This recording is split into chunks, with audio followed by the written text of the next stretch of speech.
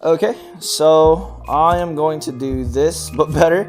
This was my first attempt at this whole thing. Obviously, it didn't work out as well as I would hope it would.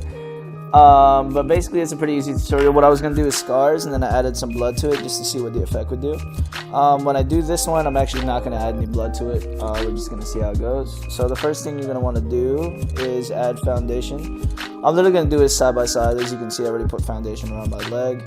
It matched more to this color matched more to the color on my on my calf and not to my thigh, because this gets like no sun. So, and the reason I'm doing this on my thigh is because I'm really you have to use scissors for this, and I'm really uncomfortable using scissors on myself, on my face especially. So I'm doing it on my thigh. Okay.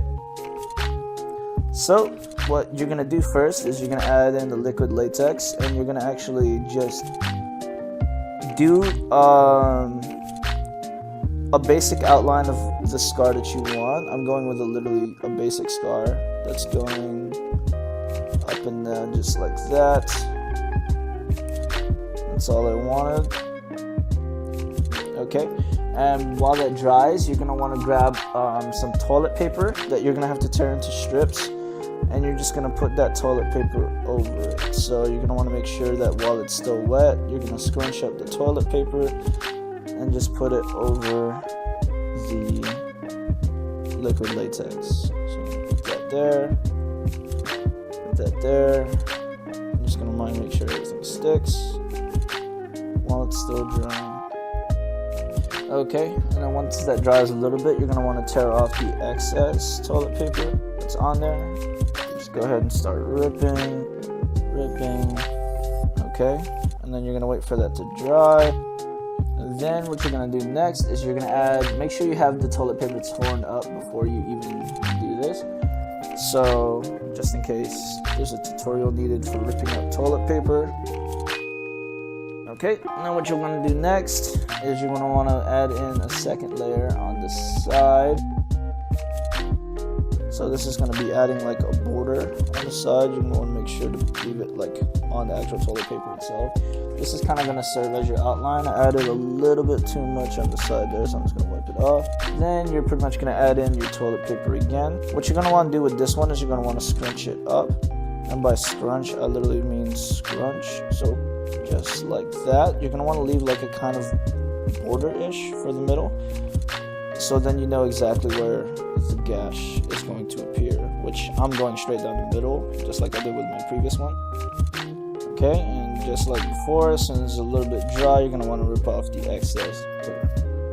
So this tutorial was actually really easy-ish. I did have some struggles with it, but overall it was, pretty easy. The hardest part for it for me was the blending. But yeah, as we go along, I'm going to be able to showcase that. Hopefully I'll do better the second time around.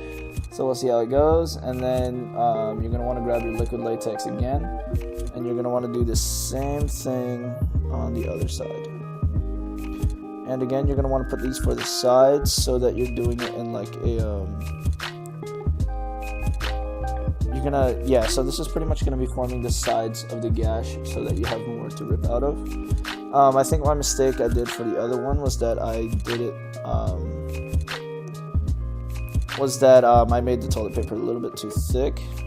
So I think the end product suffered because of that. So when you're doing this, you really don't want to make it too thick. Okay. And then as before, as soon as it's a little bit dry, rip off the excess toilet paper. Okay, now the last thing you're going to do is you're actually going to apply liquid latex to the entire thing. So literally put a layer over the entire thing. This one's going to take the most amount of time. And then you're going to have to wait for it to dry, which is pretty much the reason it's going to take the most of the time. And you're going to want to feather it along the side, so you're pretty much going to want to make sure that the toilet paper is feathered into your actual leg itself after you finish. I'm putting latex over the whole thing. And yeah, actually, since I did this on my leg, my girlfriend pointed out to me that it's going to hurt like crazy because I have a lot of leg hair. I've accepted my fate. If you're in the same boat, you need to accept yours. It's gonna hurt. So you're gonna just want to make sure to feather each area, fade it in a bit. It's gonna be important for the foundation later down the line. So yeah, just make sure it's like all the way down there. It's gonna take a lot of latex. Okay, so after you have that first coat on, that is pretty much what you need with the latex. And the latex is latex. And what you're gonna do is fan it basically. Otherwise, it's gonna take forever to do. So just fan it. A good way to check liquid latex, see if it dried, is press on it and then see if anything like residue sticks to your hand. That's usually how I check for it.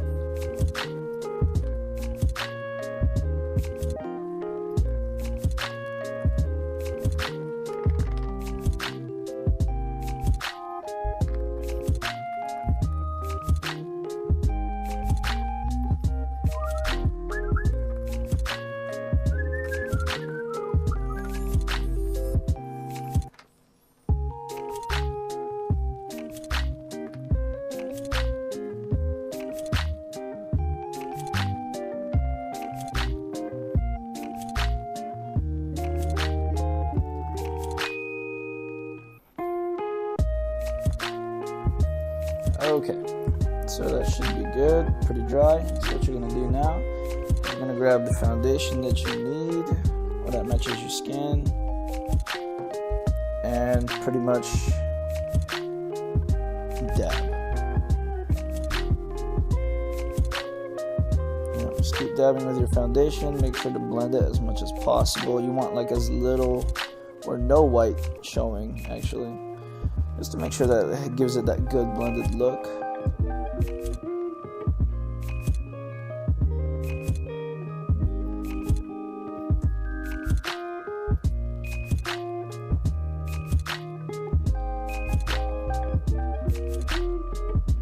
Okay, that's fine.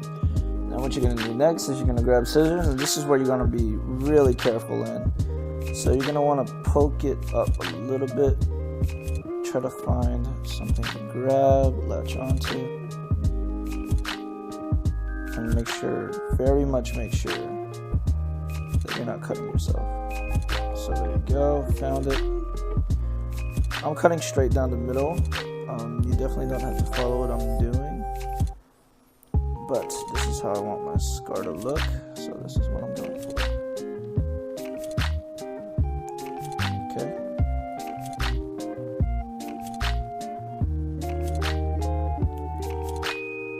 Yeah, so I was definitely uncomfortable doing this on my face, so that's pretty much the reason why I'm doing this on my thigh. Also, it's easier to record this way. You're going to want to cut in on the sides because you want to make sure that it's not just a straight gap or a straight cut, because gashes are really not straight like that. So for a more realistic look, you want to do that, and then you're going to want to open it up.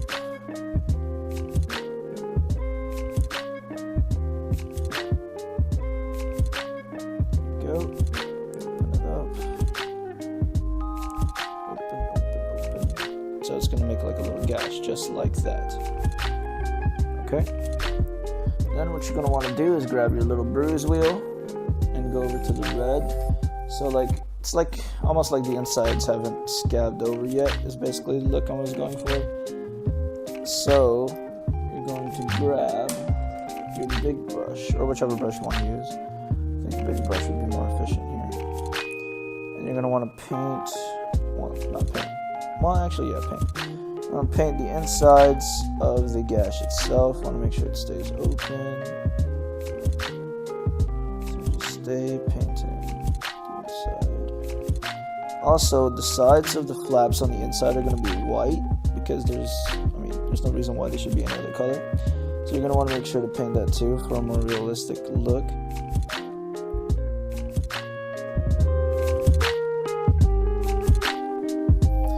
Okay, and there is your gash. What you can do for some added effects is add some green or some yellow to it, so that way it would add like that old scar look. Yellow would be more for like if you want it to look like a little bit more fresh, a little bit more pussy type of thing. Last time when I played with the purple, it came out looking a lot darker than I intended and looked really weird, so I'm not going to play with this one as much. But yeah, that is basically how to do the scar.